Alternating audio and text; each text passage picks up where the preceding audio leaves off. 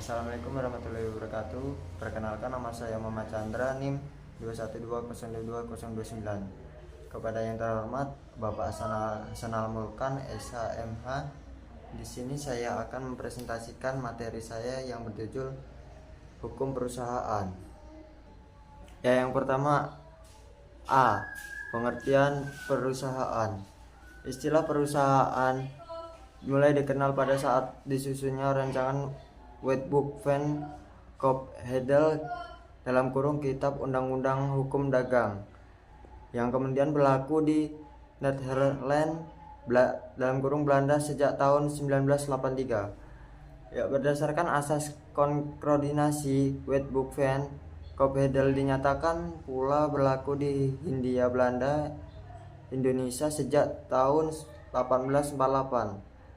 Hingga saat ini, definisi perusahaan adalah keseluruhan perbuatan yang dilakukan secara terus-menerus bertindak keluar untuk mendapatkan penghasilan dengan cara memperniagakan barang-barang, menyerahkan barang-barang, atau mengadakan perjanjian-perjanjian perdagangan.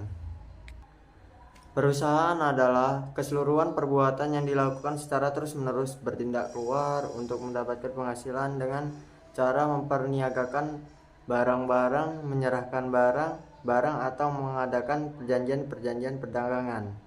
B. Unsur-unsur pengertian perusahaan.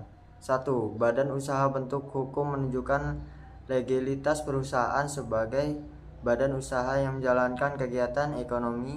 Bentuk hukum itu secara formal termuat dalam akta pendirian atau surat izin usaha. Yang kedua, kegiatan dalam bidang ekonomi tidak dilarang undang-undang, tidak bertentangan dengan kepentingan umum dan kesusilaan, dan tidak dilakukan dengan cara melawan hukum.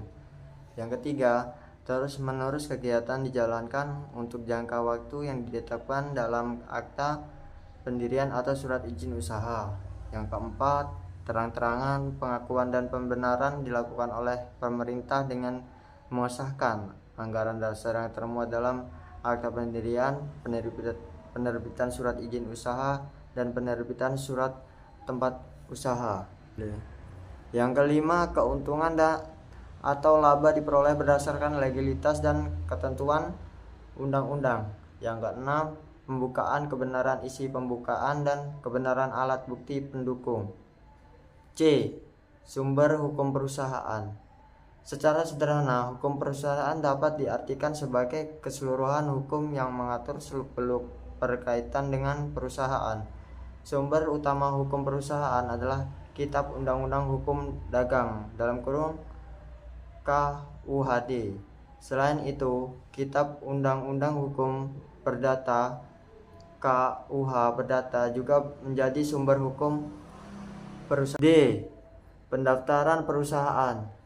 Pengertian daftar perusahaan menurut Undang-Undang Nomor 3 Tahun 1982 adalah daftar catatan resmi yang diadakan menurut atau berdasarkan ketentuan undang-undang ini dan atau peraturan-peraturan pelaksanaan, dan memuat hal-hal yang wajib didaftarkan oleh setiap perusahaan serta disahkan oleh pejabat yang berwenang dari kantor pendaftaran perusahaan. Wajib daftar perusahaan diadakan dengan tujuan yang pertama, melindungi perusahaan yang jujur. Yang kedua, melindungi persyaratan atau konsumen. Yang ketiga, mengetahui perkembangan dunia usaha. Yang keempat, memudahkan pembinaan, pengarahan, dan pengawasan. 1. Perseroan terbatas. PT Perseroan terbatas. PT merupakan badan usaha atau perusahaan yang paling banyak dipakai sebagai wadah kegiatan bisnis di Indonesia.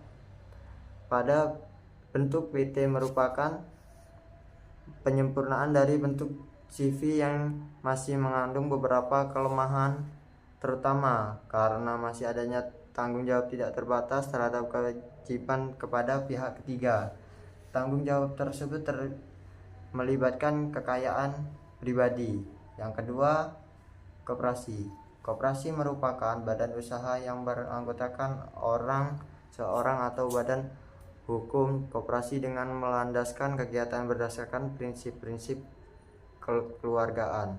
Sebenarnya, kata koperasi telah tercantum dalam Konstitusi Bangsa Indonesia, yakni dalam penjelasan pasal 33 ayat 1 Undang-Undang Dasar 1945, yang pada hakikatnya menerangkan bahwa koperasi merupakan suatu usaha kekeluargaan dengan tujuan mensejahterakan anggotanya. Pasca amandemen yang menghapus penjelasan pasal 33 ayat 1 Undang-Undang Dasar 1945, kata koperasi terhapus sebagai usaha yang sesuai dengan demokrasi ekonomi atau asas kekeluargaan, meskipun secara eksplisit nilai-nilai koperasi tetap dilakukan sebagai soko guru dalam perekonomian nasional.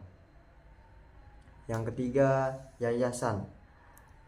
Berdasarkan ketentuan pasal 1 Undang-Undang Nomor 16 Tahun 2001 tentang yayasan, menegaskan bahwa yayasan adalah badan hukum yang terdiri atas kekayaan yang dipisahkan dan diperuntukkan untuk mencapai tujuan tertentu di bidang sosial, keagamaan, dan kemanusiaan, yang tidak mempunyai anggota. Pendirian suatu yayasan tertentu dengan suatu akta notaris dan yayasan baru memperoleh situs sebagai badan hukum setelah data pendiriannya disahkan oleh Menteri Kehakiman sekarang disebut Menteri Kehakiman dan Hak Asasi Manusia.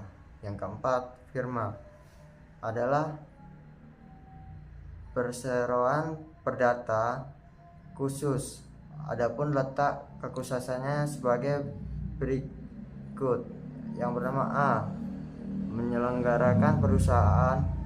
B, mempunyai nama bersama pasal 17 KUHD. Yang C, bertanggungjawaban persero secara menanggung pasal 18 KUHD. Firma merupakan perseroan di mana peranan tiap-tiap persero sangat penting. Sifat kepribadian para persero sangat diutamakan.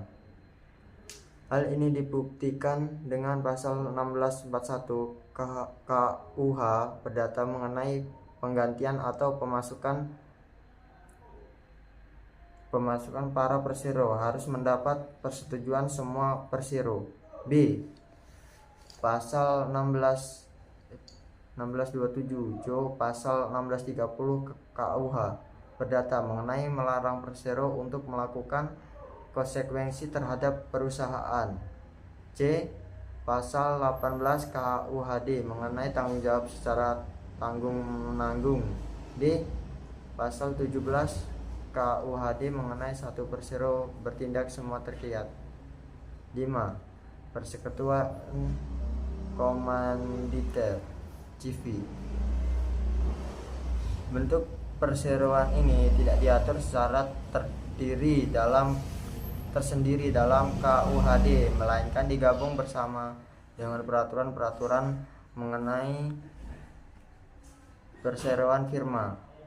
Pasal 19 KUHD menyebutkan bahwa perseroan komanditer Commandeitarian Concept adalah suatu perseroan untuk menjalankan suatu perusahaan yang dibentuk antara suatu orang atau beberapa orang persero secara bertanggung jawab untuk seluruhnya.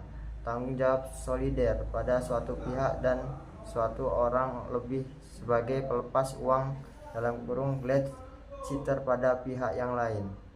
Yang keenam, perusahaan perseorangan. Di dalam peraturan perundang-undangan tidak dijumpai adanya pengaturan khusus mengenai perusahaan perseorangan sebagaimana halnya bentuk badan usaha lainnya seperti perseroan terbatas (PT Persekutuan Komanditer CV) atau juga koperasi. Menurut HMN Purwosicipto, bentuk perusahaan perseorangan secara resmi tidak ada di dalam dunia bisnis. Masyarakat telah mengenal dan menerima bentuk badan usaha perseorangan yang disebut dengan perusahaan dagang. dalam kurung PD atau usaha dagang dalam kurung UD.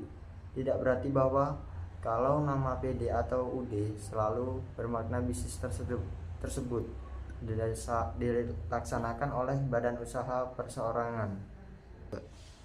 Mungkin cukup sekian yang dapat saya sampaikan. Saya berharap hasil presentasi yang saya berikan bisa bermanfaat untuk Anda semua. Bila merasa ada kekurangan dan kesalahan, saya meminta maaf karena kesempurnaan hanya milik Tuhan. Saya akhiri. Assalamualaikum warahmatullahi wabarakatuh.